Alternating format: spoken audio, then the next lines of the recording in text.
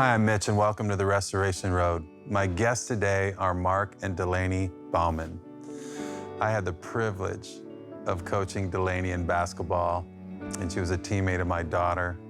And so I got to spend a lot of time with this amazing young woman. Marc and Delaney are going to share their story of heartbreak, but also where they find the hope of Jesus Christ. Thank you so much for being here, Delaney Renee. We go way back. Yes, we do. When you transferred from Carroll to Lakewood as a junior, became one of the best athletes in the history of Lakewood Park Christian School.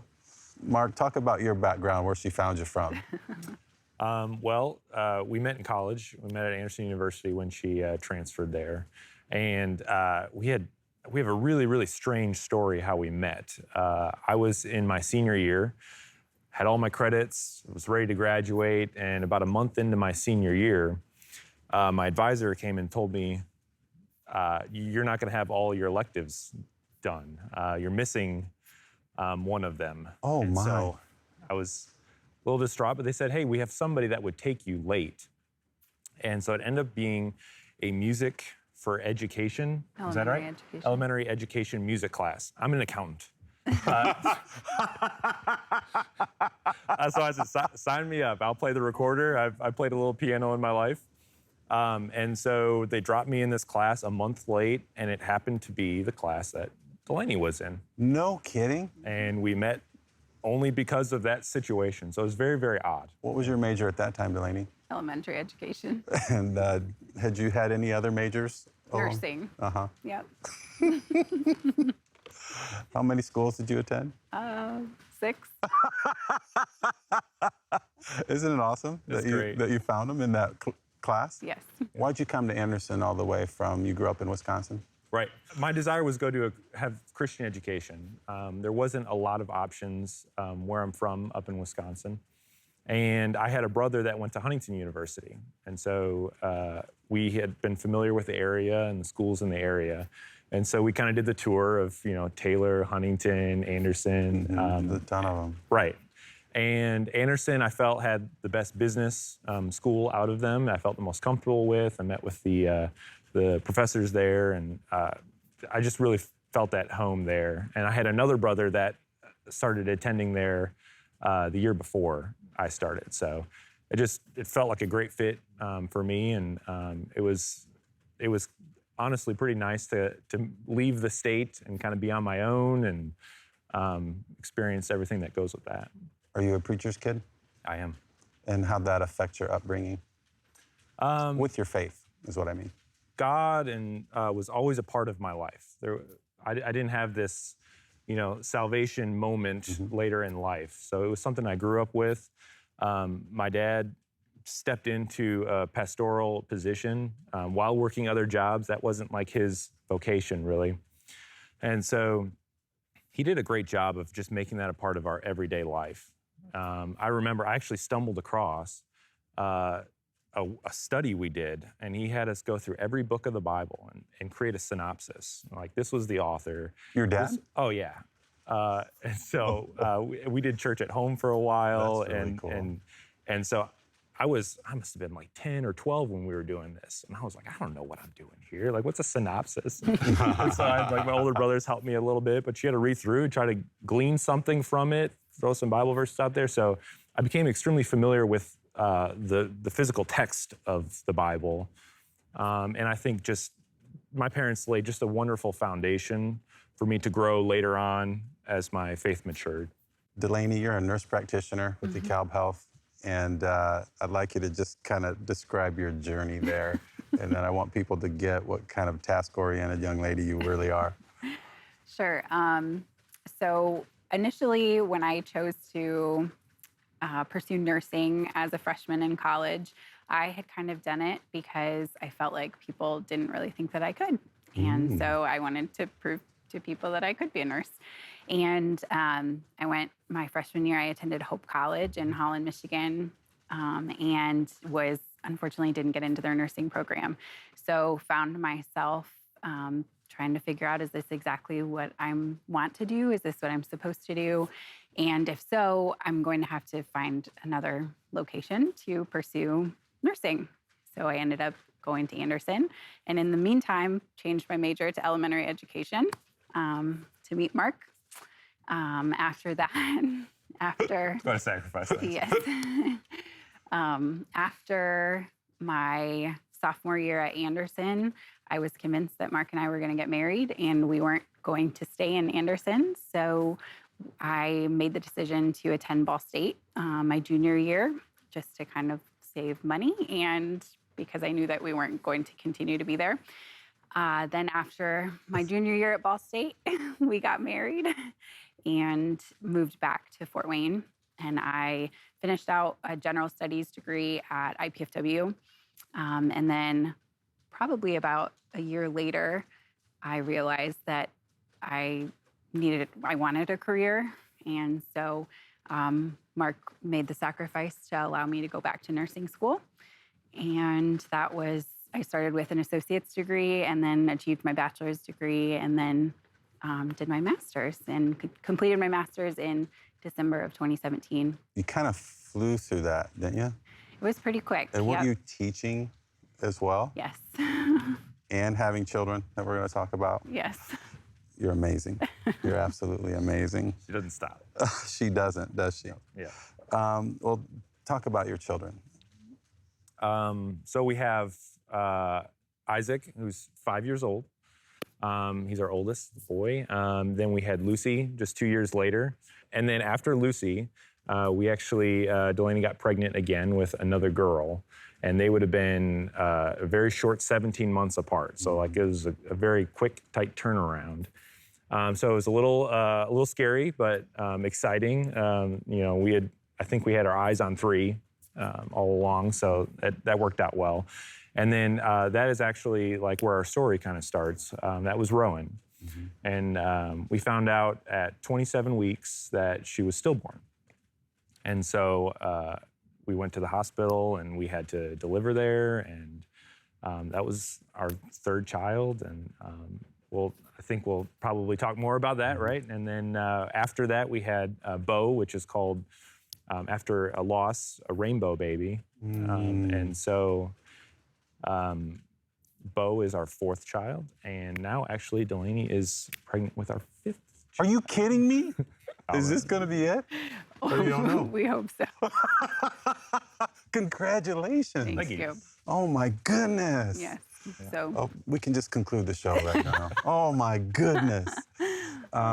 Delaney, did you have any symptoms prior to the 27 weeks that something could be wrong? Mm-mm. So what happens and how are you communicated with and how does that unfold? Yeah, so I am very fortunate and blessed to have very uncomplicated pregnancies. I've carried 3 of them now to 42 weeks, 2 weeks late, and not really any complications at all. And so on August 7th, 2017, which was my 29th birthday, I woke up and did not feel movement from Rowan for several hours. I have a Doppler at home that I tried to find her heartbeat and was unsuccessful. And so we checked in a couple hours later with my midwife, who was also unsuccessful finding her heartbeat. And we later went over to her office and she confirmed with an ultrasound that her heart had stopped and she had died. So do you cry out to God at that moment? How do you process it spiritually? Yeah, so the next, I have a very stubborn cervix. And so the next, we spent 3.5 days waiting for her to be born. It took a really long time to convince my body that this baby needed to come out now. And so I think that those couple days that we had in the hospital were, just like a mix of emotions. And some of them I don't even remember, but it would go from, we were able to distract ourselves and we played games and we laughed and, talked about things. And then we would just break down. But I so remember a couple different things that Marc had brought his Bible with him and just sat at times of despair that we were in, and would just pour over that, looking for truth and comfort. And some other things that we just begged and pleaded God for in those days was, we had no idea what had happened to her. And so as a nurse, I knew that I could have contracted an infection at work and potentially exposed her to something that would have left me with a lot of guilt, probably. And then, thinking forward, how am I going to be able to return to work and sustain a pregnancy mentally and be able to make it through that? So, it was other things like, was this a genetic complication? And we were going to have to pursue genetic testing, and were we going to walk the road of doing that, and or are we going to consider doing an autopsy? So we prayed that her cord would be wrapped around her neck, so it would just be so evident to us that that's what happened, and we wouldn't have to question. Unfortunately, as I didn't want to have that visual of what had happened to my daughter, but we just wanted something that was solid and Left you just not wondering anymore. right. So fortunately, when she was born, we had that clarity, and we were given the exact cause of what had happened to her. And her cord had it's called a hypercoiled cord, and her cord had twisted so tightly upon itself over a 3 or 4 inch area that it had cut off blood flow to her. And it was there was no cord wrapped around her neck. We didn't have to be concerned about genetics. There was no concern of this happening again. This was a fluke accident that just happened. Marc, how are you processing it at that moment? I think a lot of onlookers see the mom, that she's the one that's hurt the most, and they oftentimes forget about the dad and what he's going through. How did you process all that?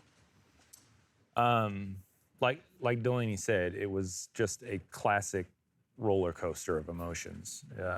It was just incredible, the highs and lows that we would have, and it might not even be highs. It was just Well, the normalcy laughing and and trying lows. to, Went back and forth, and some of that stuff with what I talked about with my parents laying a foundation. That was the first place to go, right? I read Job, so that helped, and we journaled. It is somewhat different, I think, for a guy and a girl, man and woman, going through this, because she has been a part of Delaney, right, for months. And there's a certain emotional separation that I have with it. So I think it was different. The grief was all the same, though, right? This is my child that I felt kick, that is a part of our lives forever. And so, it was very impactful. It was a long time that we spent in the hospital praying, and just as awful as it sounded, to say, gosh, I hope the cord was wrapped around her neck. It seemed like the best scenario. And we got an even better outcome. We didn't have that visual, that really terrible thing. It was something else that happened that had no further consequences for our future family. And so that was really just peaceful for us. And we talked about a lot, just this very odd peace that they talk about in Philippians, right? That surpasses all understanding. We just were calm and peaceful for the most part about it. And that even stretched into the next pregnancy. Delaney can be, she's anxious, and she's wound, she's ready to go. Right. And even with this next pregnancy with Bo, I was worried. This is going to be tough. And she was just it's going to be good. So we were just really gifted with a certain peace that comes along with our understanding that God didn't cause the event to happen, right? But he was going to be there with us through it. Delaney, I didn't know what was going on until I saw your post. You have an amazing way with words. You process your emotions in writing powerfully. And I remember texting you and letting you know how much I care for you and was praying for you. And I think God brought a couple Bible verses to mind, and try to be careful with that because you don't know how you're feeling on the other end. Talk a little bit about what was going on in your heart at that moment of that post and what you were trying to communicate. So I think one of the things that I heard, I wouldn't say I audibly heard it, but I felt it in my heart and my spirit while we were in the hospital.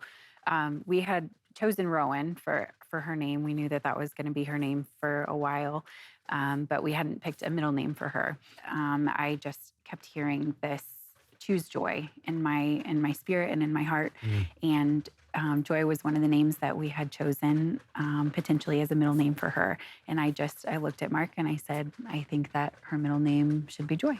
And The really funny thing about that is we were really pretty much settled on Joy before that. And I had been journaling and doing this stuff, and then like I go in my head, well, it can't be Joy now. Like there's Yeah. And she came to me and said, Marc, it's got to be Joy. Like I didn't say that to her. Like that came right after that like thought in my head. Like well, this is not a joyful experience. Like Joy would be an odd name. And she was like, Marc, like I feel like it's got to be Joy. And so that was really powerful, I think. I also thought about family. I had a sister-in-law who was expecting a baby shortly after we were. I had a very close friend who was due just a couple weeks after Rowan had died. And we really just did not want to become bitter at family or friends or anybody else that had the joy of welcoming a child that was living. We just wanted to just honor Rowan well as we could in the circumstances. Have you ever heard this definition of joy? One of Kelly Bird, my buddy's seminary professors, would deliver this definition in seminary, and I added a couple words to it. Joy is a deep internal acceptance that a loving, wise, and gracious Heavenly Father is thoughtfully and with purpose orchestrating each and every event of my life in Christ. So like He's shaping us continually to be like Christ regardless of the circumstances in this fallen world. So I've always loved that. Yes. So life goes on. What are those first few days like, and what are the next few months like on how you're processing your emotions? Those first several weeks were really a challenge. There's kind of a fog, I think, that comes over you when you're in deep grief. And sometimes I find that fog to kind of be like protecting. And so, but then, after a couple weeks, that kind of lifts, and it's like, well, I still have 2 small children that I have to take care of. I have a job that I have to go back to. I had started my final semester of my master's work. So those first couple weeks, I found, I think that I probably used things, and I've done this my entire life. I've used opportunities to avoid my pain. And so I think I did that. I just jumped right back into laundry and work and school and doing whatever I had to do. And so I probably pushed away some of the, some of that pain that I was really feeling in the beginning, definitely. The peace you were talking about, did you feel like an extraordinary amount of that at the funeral? When we left, when we went to the funeral home, and I saw Rowan for the last time, and we left the funeral home, and I still can't describe what I felt. It was just so overwhelming, like just the amount of peace that we had been covered with. And you decide to pursue pregnancy fairly quickly? We did. How long was that?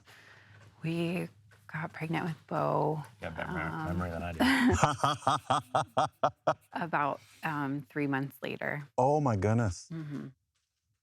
And I suppose what you talked about earlier, to have the clarity of what happened to Rowan, gave you the confidence to move forward. Mm-hmm. I think that Bo has been such a healing part of our story. I think, and he can't and will not, no baby will ever replace Rowan.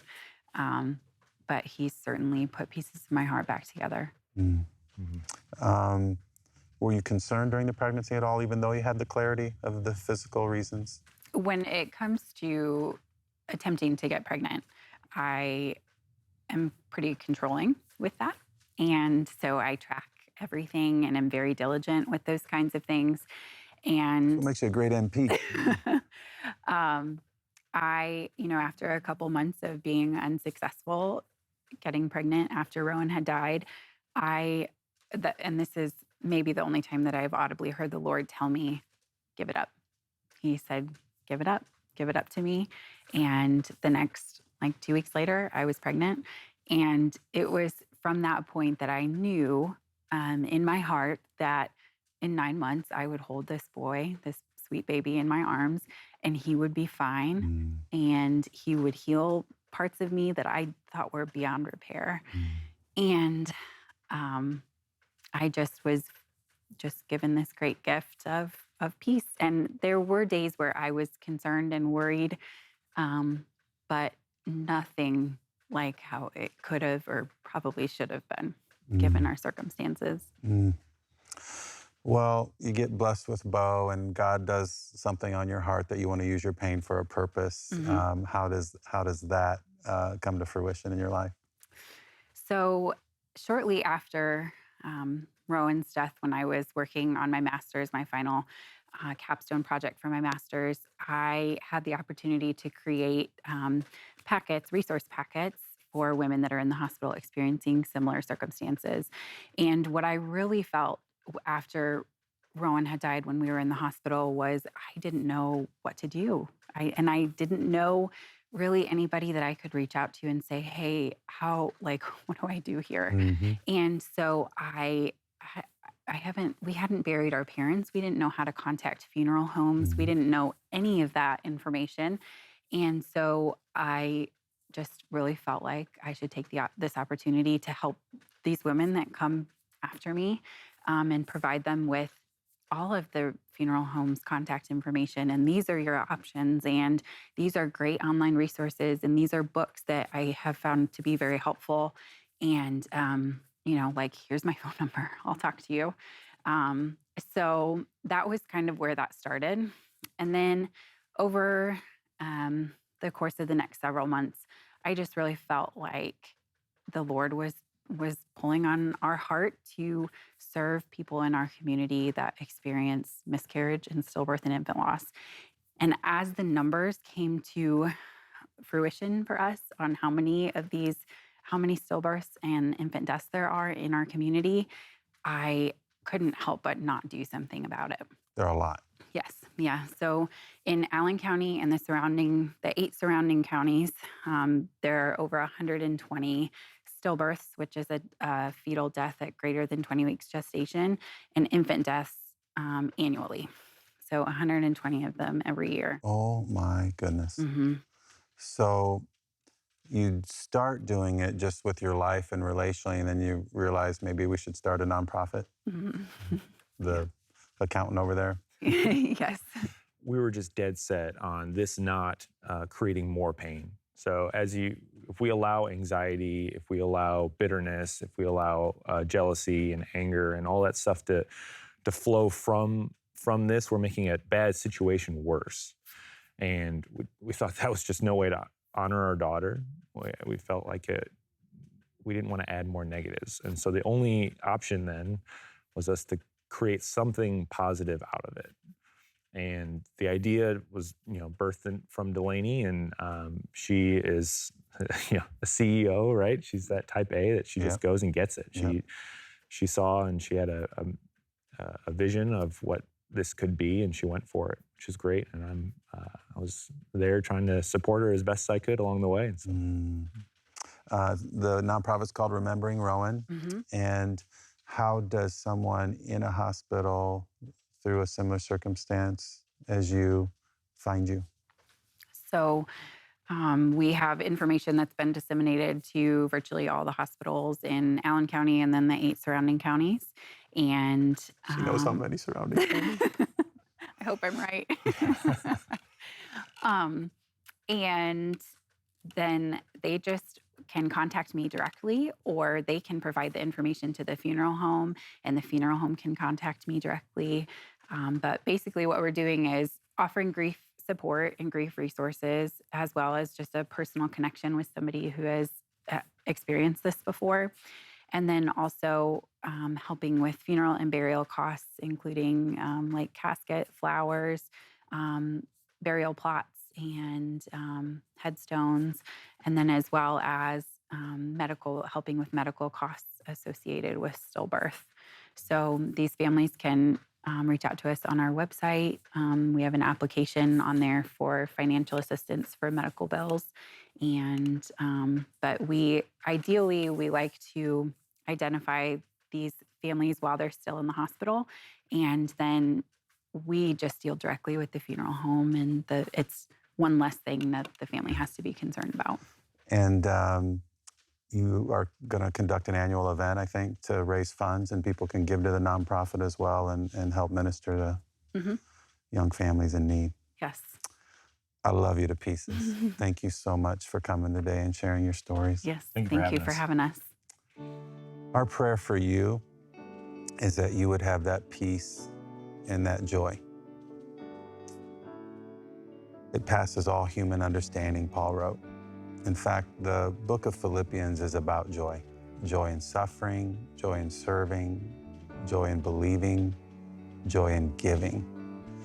And our prayer for you is that you would experience that joy, that deep internal peace that can only come from a relationship with Christ. And Paul writes that comes when you pray to him. It's being online with him 24/7, and you'll upload your requests, he will download his presence, and you will experience his perfect peace. Don't go through any of this alone. Reach out today to Remembering Rowan and experience what God has in store for you. My name is Sierra Isabel, and I would like for you to join us next week on Restoration Road.